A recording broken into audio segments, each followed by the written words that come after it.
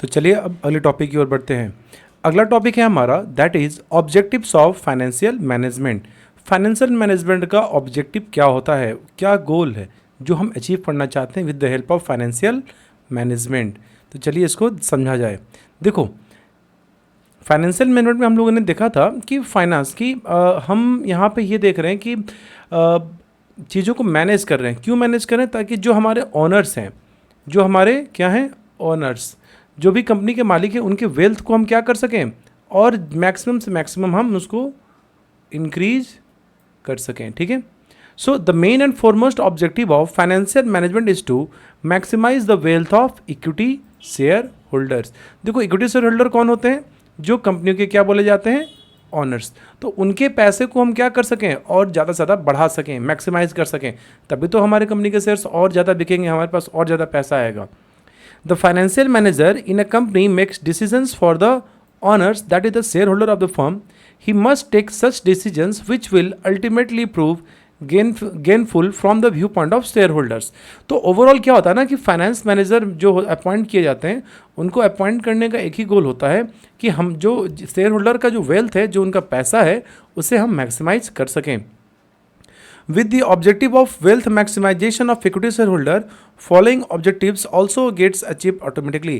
देखो, जब हम वेल्थ को मैक्सिमाइज करते हैं ना, तो उसके साथ साथ और भी गोल्स मैक्सिमाइज हो जाते हैं, और भी गोल्स के ऑब्जेक्टिव्स क्या होते हैं? फुलफिल हो जाते हैं। वो कौन से गोल हैं? Profit maximisation, maintenance of liquidity, proper utilisation of fund, meaning of financial commitment with creditors. तो जैसे हम वेल्थ को मैक्सिमाइज करने की कोशिश करेंगे, तो उनके साथ ये 4 गोल्स हमारे पूरे हो जाते हैं। अब है हमारा अगला topic that is financial decision. देखो, मैनेजमेंट जो भी आपने देखा कि फाइनेंशियल मैनेजर्स क्या करते हैं? डिसीजन लेते हैं। तो उनकी इस डिसीजन को 3 डिफरेंट कैटेगरी में बांटा जाता है। एक है हमारा इन्वेस्टमेंट डिसीजन, दूसरा है फाइनेंसिंग, तीसरा है डिविडेंड, और ये VVI टॉपिक है हमारे एग्जाम के लिए, तो इसे बिल्कुल ध्यान से देखिएगा। इन्वेस्टमेंट डिसीजन, देखो इन्वेस्टमेंट डिसीजन को ही कैपिटल बजटिंग डिसीजन भी बोला जाता है, जिसमें इन्वेस्टमेंट, देखो इन्वेस्टमेंट कहाँ करते हैं? फिक्स्ड एसेट्स में या फिक्स्ड कैपिटल में। तो एसेट वगैरह सब कुछ तो कैपिटल ही होता है ना। तो the decision relates to careful selection of assets in which funds will be invested by the firms. देखो, जब भी कोई फर्म इन्वेस्ट करना चाहता है ना एसेट्स में, तो बहुत तरीके के एसेट्स होते हैं, बहुत डिफरेंट कंपनियां होती हैं जो हमें एसेट्स प्रोवाइड कर रही होती है। कौन सा एसेट हमें लेना सही रहेगा? इमेजिन करो, अगर आपको बाइक खरीदना है और आपका बजट 1 लाख रुपए तक है, तब आपके पास तो बहुत सारे ऑप्शंस हैं। हीरो की बाइक्स हैं, होंडा की बाइक्स हैं, TVS की है, ETC। तो आप सोचते हो ना भाई, मैं किस कंपनी का लूँगा? हीरो का ही क्यों लूँगा? मैं होंडा का क्यों नहीं लूँ? तो इसी तरीके से जब फाइनेंस मैनेजर्स जब इन्वेस्टमेंट डिसीजन लेते हैं, क्योंकि इन्वेस्टमेंट डिसीजन में काफ़ी ज़्यादा बिग अमाउंट इन्वॉल्व होता है, और रिस्क, जब पैसा डूबे नहीं और हम इससे क्या कर सकें? मैक्सिमम रिटर्न कमा सकें, इस चीज़ की वजह से क्या होता है? डिसीजन लेना बहुत ही केयरफुली होता है, बहुत केयरफुली उन्हें डिसीजन लेना होता है। A firm has many options to invest their funds, but firm has to select the most appropriate investment which will bring maximum benefit for the firm, and deciding or selecting most appropriate proposal is investment decision। देखो, हमारे पास तो options की तो कोई कमी नहीं होती है, ऑप्शंस तो काफ़ी ज़्यादा हैं। तो हमें सबसे बेस्ट ऑप्शन क्या रहेगा? मतलब जो हमें सबसे कॉस्ट इफेक्टिव हो और हमारा उससे जो इंटरेस्ट है, जो हमारा गोल टारगेट है, वो भी पूरा हो जाए, पैसा हम रिटर्न हमारा मैक्सिमम हो जाए कम से कम पैसे में। तो वैसे प्रपोजल को सिलेक्ट करना, वैसे डिसीजन को सिलेक्ट करना, वैसे एसेट को सिलेक्ट करना ही इन्वेस्टमेंट डिसीजन कहलाता है। The firm invest it fund in acquiring fixed assets as well as current assets. When decision regarding fixed assets is taken, it is also called capital budgeting decision। देखो, current assets के regarding में decision लेना होता है, fixed asset, लेकिन चूंकि हम investment decision की बात कर रहे हैं, तो यहाँ पे इसे कैपिटल बजटिंग बोला जाता है। याद रखना, current capital budgeting decision is related only and only to the fixed assets. अब अगला टॉपिक है हमारा that is importance of capital budgeting decision. आखिरकार कैपिटल बजटिंग डिसीजन हमारे लिए इतना इंपॉर्टेंट क्यों है? हमारे लिए इन्वेस्टमेंट हम जो करते हैं, तो उसके लिए इतना इंपॉर्टेंट क्यों है? देखो, पहली बात ये समझो कि इन्वेस्टमेंट जब भी होता है तो उसमें बहुत ही ह्यूज अमाउंट इन्वॉल्व रहता है। जैसे अगर आप लैंड परचेज करना चाह रहे हो, आप अगर बाइक खरीदना चाह रहे हो, आप अगर कोई कार खरीदना चाहते हो, तो हम ऐसे ब्लाइंडली तो नहीं लेते ना। हम पता करते हैं कि भाई सर्विस सेंटर किसके कहाँ पे अवेलेबल है, किसकी रिसेल वैल्यू कितनी ज़्यादा है, किसमें मुझे वारंटी कितने दिन की मिलती है। हम इस तरह के काफ़ी सारे डिसीजंस लेते हैं ना, और उस बजट में सबसे बेस्ट हमारे पास, हमारे बजट के हिसाब से जो सबसे बेस्ट क्या होगा, हम उस तरीके से सोचते हैं, क्योंकि काफ़ी लॉन्ग टर्म इसका हमें यूटिलाइजेशन करना होता है। तो वही सेम आप माइंडसेट आप इस चीज़ को समझने में लगाओ। देखो पहला टॉपिक है that is long term growth. The capital budgeting decision affects the long term growth of the company as fund investment in the long term assets bring return in future and future prospects and growth of the company depends upon these decisions only। देखो अगर आप long term, देखो asset हम क्यों acquire करते हैं, पहले ये समझो कि फिक्स्ड एसेट हमारे लिए क्यों क्यों इतना इंपॉर्टेंट होता है। देखो एसेट की मदद से हम क्या कर सकते हैं ना, कोई भी पैसा रेवेन्यू या मनी जो हम पैसा कमाना चाहते हैं, we want to earn money, हमें तो प्रॉफिट चाहिए, पैसा चाहिए, लेकिन पैसा कमाने के लिए आपको एसेट्स को यूटिलाइज करना होगा, उन्हें काम पे लगाना होगा। तो ये डिसीजन तो काफ़ी इंपॉर्टेंट है। जितना आप इफेक्टिव इफिशियंट आप एसेट्स खरीदोगे उतना ही प्रोडक्शन कैपेसिटी आपकी ज़्यादा होगी, प्रोडक्शन करने की क्षमता उतनी ज़्यादा होगी। और हम ऐसा भी एसेट नहीं खरीदें कि अभी अभी आपने गाड़ी खरीद लिया किसी लोकल ब्रांड का, कोई ढंग मतलब कोई प्रॉपर ब्रांड नहीं थी और 3-4 साल चलिए ख़राब हो गई, वो तो बहुत बड़ा आपके लॉस हो गया, उतना तो आपको बेनिफिट भी नहीं मिला और आपको लॉस भी हो गया। तो एक कंपनी के लिए लॉन्ग टर्म ग्रोथ के लिए, क्योंकि उसी एसेट्स को यूज़ करके वो पैसे जनरेट करेगा, इसलिए ये काफ़ी इंपॉर्टेंट होता है। ठीक है, लार्ज अमाउंट ऑफ फंड, देखो जब भी हम एसेट्स वगैरह खरीदते हैं, जैसे आप कार वगैरह खरीदने की बात करते हो, तो ये बहुत बड़ी बातें होती हैं। जैसे कोई मशीन वगैरह पार्ट्स आएंगे, मशीन्स आएंगे, तो वो करोड़ों करोड़ रुपए के उन पे इन्वेस्टमेंट होता है। तो ये बहुत ह्यूज अमाउंट मनी इन्वॉल्व है और बार बार हम उतना अफोर्ड नहीं भी कर सकते हैं। बार बार आप कार थोड़ी खरीद सकते हो, आप बार बार कोई बहुत फिक्स्ड इन्वेस्टमेंट या बार बार लैंड तो नहीं खरीद सकते हो ना। तो हम एक ही बार खरीद रहे हैं और उसमें इतना ह्यूज अमाउंट है, तो हम अच्छे से सोच समझ के प्लान करके ही वो इन्वेस्टमेंट करें। तो investment in long term projects और buying of fixed assets involve huge amount of funds, and if wrong proposal is selected it may result in wastage of huge amount of fund। That is why capital budgeting decisions are taken after considering various factors and planning। So I hope this is clear। जो मैंने आपको बताया था वही बात यहाँ लिखी हुई है। तीसरा रिस्क इन्वॉल्व भी है भाई। देखो जब बहुत ज़्यादा फंड लगा हुआ है तो कहीं भाई रिस्क होगा ना कि आपने बहुत जिद करके आईफोन खरीद लिया, आपके बजट में था नहीं आईफोन, लेकिन जब भी आप उसको पॉकेट से निकालते हो कि हाथ से छूट के गिर ना जाए, कहीं टूट ना जाए, क्योंकि फिर दोबारा तो अफोर्ड करना बहुत दिक्कत वाली बात हो जाएगी। तो इसीलिए चूंकि ज़्यादा पैसा लगा हुआ है तो उसमें रिस्क भी ज़्यादा है, इसलिए हम क्या करते हैं, इसको सोच समझ के हम डिसीजन लेते हैं। और क्या होता है ना, फिर जब आप उसका, अगर आपने गाड़ी यूज़ किया, आपने किया था कि 5 साल का गाड़ी, अगर आपकी 6ठे साल चली, 7 साल तो आपको वो प्रॉफिट है। ठीक है, फिर लास्ट है इरिवर्सिबल डिसीजन। देखो एक बार आपने इन्वेस्टमेंट कर दिया, पैसे लगा दिए, अब उसे चेंज नहीं किया जा सकता है, अब ये बहुत लंबा समय लगेगा उसको चेंज करने में। So capital budgeting decisions can not be reversed और चेंज्ड ओवरनाइट। एक बार मैंने कार किसी कंपनी की खरीद ली, मैंने पैसे दे दिए, पैसा चले गए, एसेट्स आ गए हमारे पास, अब हम दोबारा इसे नहीं हम इसे रिप्लेस कर सकते हैं, चेंज कर सकते हैं इतना easily. As these decisions involve huge funds and heavy cost, and going back or reversing the decision may result in heavy loss and wastage of funds.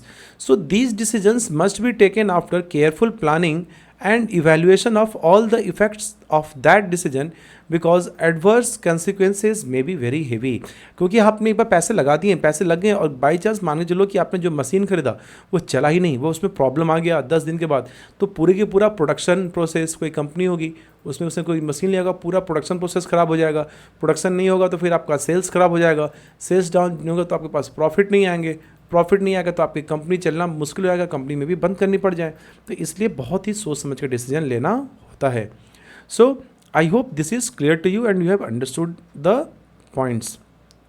अब हमारा अगला इसमें टॉपिक कंटिन्यू है, cash flow of the project. देखो whenever a company is investing huge fund in an investment, तो वो company जब भी कोई पैसा लगा रही है तो वो देखेगी ना कि भाई हम जब इस चीज़ को एक्वायर कर रहे हैं तो इसमें हमारा कैश का आउटफ्लो हुआ। जैसे अगर सोचूं कि मैं अगर पढ़ाने के लिए मैं अगर एक कंप्यूटर खरीदूंगा तो पैसे जा रहे हैं और मैं वो जो पैसा मेरा गया, वो जो बिज़नेस में मेरा पैसा गया, तो मुझे उसे रिटर्न कितना आ रहा है। मैं इन्वेस्टमेंट तभी तो करूँगा ना, अगर मैं 1 लाख रुपए लगा रहा हूँ और मुझे मंथली 10,000 की इनकम आ रही है तो मैं तो कहूँगा सही है भाई, क्योंकि आउटफ्लो हमारा कम है, इनफ्लो ज़्यादा है। तो उसी तरीके से जो प्रोजेक्ट में हम पैसा लगा रहे हैं उससे जो हमें पैसा आएगा और उसमें जो उस प्रोजेक्ट में जैसे रेगुलर मेंटेनेंस होगा उसका, उसमें हमें फिर मान चलो कि कोई मशीन मैंने खरीदा, अब मशीन पर काम करने के लिए फिर मैं लेबर को लगाऊंगा काम पे, यस और नो, फिर मैं क्या करूँगा, उसमें ऑयल डालूंगा, पेट्रोल होगा, मेंटेनेंस होगा रेगुलर, और फिर उसको यूज़ करके मैं कितने पैसा जनरेट करूंगा। तो ये चीज़ भी तो मैटर करना चाहिए ना। तो नॉर्मली क्या होता है, हमारा कैश फ्लो में जो हमारा इनफ्लो होना चाहिए वो ग्रेटर देन होना चाहिए आउटफ्लो से, तब हम मानते हैं वो डिसीजन हमारा सही है। ठीक है, तो यही बात यहीं लिखी हुई है। Whenever a company is investing huge funds in an investment proposal, it expect some regular amount of cash flow to meet day to day requirement. The amount of cash flow an investment proposal will be able to generate must be assessed properly before investing in the proposal. तो अब जो पैसे आपको लगेंगे, जो outflow होगा और आपको जो इनफ्लो आएगा, तो आप इसको एनालाइज कर लो, भाई हमारा इनफ्लो ज़्यादा आ रहा है, बहुत ज़्यादा आ रहा है, तो हम उसे ही इन्वेस्टमेंट करेंगे उस एसेट में। और फिर होता है return on investment. The most important criteria to decide the investment proposal is rate of return. जैसे एक प्रोजेक्ट में मैं अगर इन्वेस्ट करने जा रहा हूँ, उसमें मुझे 10% ही प्रॉफिट आएगा और दूसरा प्रोजेक्ट है जो हमें 15% प्रॉफिट आएगा, तब हमें ऑब्वियसली प्रोजेक्ट बी को सिलेक्ट करना चाहिए। जैसे आपको मैं सिंपल एग्जांपल देता हूँ, मान के चलो कि कोई मैं प्रिंटिंग प्रेस है, ठीक है, तो मैं अगर प्रिंटिंग मशीनरी, उसमें जो मशीन होती है, इसमें जो प्रिंटिंग मशीन होती है, अगर मैं उसको खरीदता हूँ, तो जैसे मैंने सोचा कि मैं एक प्रिंटर खरीदूँ, फिर सोचा कि अगर मैं प्रिंटिंग प्रेस खरीद लेता हूँ तो मैं इसे प्रिंट आउट तो निकाल ही सकता हूँ, मैं इसे वेडिंग कार्ड भी छाप सकता हूँ, मैं इसे बैनर्स भी छाप सकता हूँ, पोस्टर भी छाप सकता हूँ, फ्लेक्स बैनर्स भी इसमें मैं छाप सकता हूँ, यस और नो, मैं इसे कैलेंडर भी प्रिंट कर सकता हूँ। तो मैंने देखा कि यार इसमें पैसे अगर थोड़े ज़्यादा लग रहे हैं बट इससे रिटर्न कई ज़्यादा गुना आ रहा, तो मैं ऑब्वियसली क्या करूँगा, इस प्रोजेक्ट को सिलेक्ट करूँगा। तो ये होता है हमारा रिटर्न ऑन इन्वेस्टमेंट, ठीक है। So I think this is clear to you. और इसमें हमारा जो लास्ट टॉपिक है that is investment criteria. Along with the return, risk, cash flow, there are various other criteria. अब जैसे क्या हो रहा है कि मैं अगर मशीन लगाने जा रहा हूँ, लेकिन उस मशीन को अगर मैं कोई प्रोजेक्ट में पैसा लगा रहा हूँ, उसको काम करने के लिए आप एग्जांपल मशीन का ही लो, वो मशीन इतनी मॉडर्न है, अल्ट्रा मॉडर्न है, तो बहुत मॉडर्न है कि उसमें बहुत ज़्यादा मुझे इलेक्ट्रिसिटी का कंजम्पशन होगा, उसमें बहुत एक्सपर्ट लोगों को काम पे लगाना पड़ेगा, यस और नो।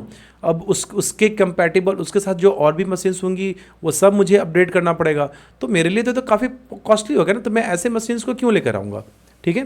जैसे अगर मैंने सोचा कि मैं अगर पे कंप्यूटर में इंटेल का चिप CPU लगाऊं कि AMD का CPU लगाऊं, तो मैंने देखा कि यार इंटेल का लगाऊंगा तो मेरे पास पहले से जो मदरबोर्ड है वो मुझे चेंज करना पड़ेगा, ठीक है, तो मेरे लिए कॉस्टली पड़ेगा। मुझे पंखे, इस कंप्यूटर में मुझे फ़ैन लगाने होंगे, CPU बड़ा लेना होगा, लेकिन मेरे पास पहले से ही चीज़ें पड़ी हुई हैं, मेरे पास पहले से ही सारी चीज़ें हैं, तो फिर मैं क्यों ना AMD के लगाऊं जिसमें मुझे सारी चीज़ों को चेंज नहीं करना होगा।